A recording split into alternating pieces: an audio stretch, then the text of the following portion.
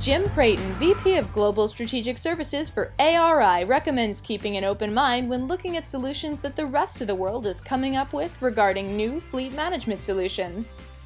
I think our biggest accomplishment is that we are focusing on consulting services to figure out what it is that the client wants and not trying to fit them into a cookie cutter solution. So we're really trying to figure out what their unique needs are, and if it involves Europe and a major player would be their best solution, we find the best major player in the countries they're operating in.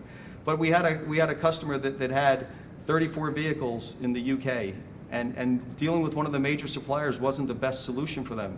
So we found a smaller player that gave better customer service at extremely attractive rates, and they're getting better service and better rates, and their employees are happy. So there's a solution where we just didn't force them into dealing with one person. We found the best solution for them, and we're researching that on a country by country basis now.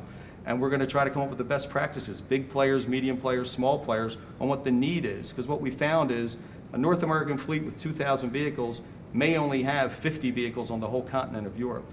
So a big player would not be the best case for them. And conversely, a big player in Europe may have a small need here in the US, and we try to craft a solution for them here in North America also. And what we found is that there are great fleet management solutions in Brazil with fabulous systems and fuel management systems that would put some of us to shame in some places, and we can't have the myopic view of saying that the US is the best solution at all times. So I think we have to have an open mind to those things and be willing to hear them, because I know that the people in Australia and South America and Europe are looking to us for best practices, and we should also be looking to them.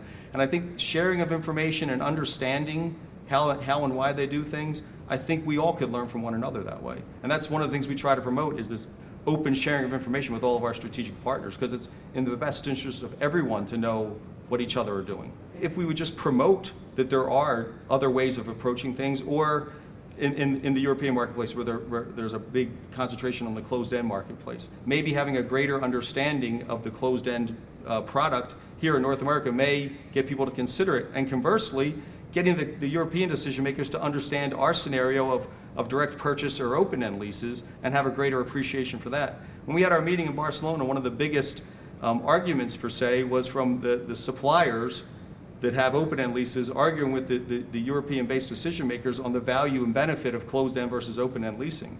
And we both think we were right, but we wanted to at least hear each other out.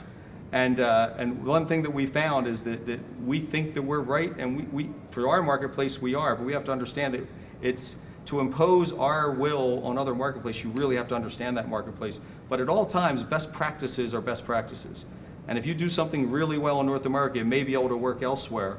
And if something works really well elsewhere, we should want to consider trying it here in our marketplace also, if it makes sense. One of the things that we try to do is clearly define what best practices are in each marketplace, because a North American decision maker may think that our way is the best way to do it, but you have to understand what best practices are in each marketplace. So you may have to modify your fleet policy on a global basis and take advantage of best practices in each one of those regional markets.